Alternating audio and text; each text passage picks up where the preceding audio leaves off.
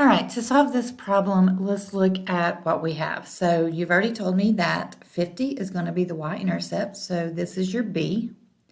And the 400 is your cost. So if we have c equals m times t, and we're using c and t because they tell us to, plus b. So we can see what we have. So you said 400 is the c, equals our slope. And in this case, it gives us an example. So we have 5 hours. That would be our time. And then our y-intercept, $50, because they charge $50 for every job, no matter what. So if we subtract 50,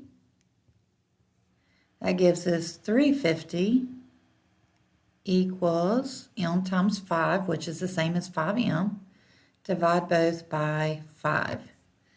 So if you take your calculator and you do 350 divided by 5, you get 70. So m equals 70.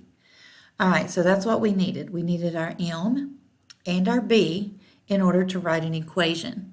So you actually have to find m. You have to find part of the information for your equation.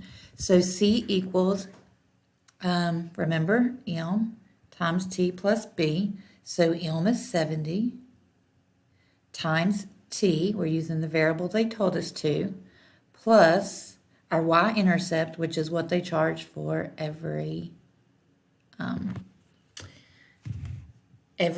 So that should be how you do that. So if you have any questions, just let me know.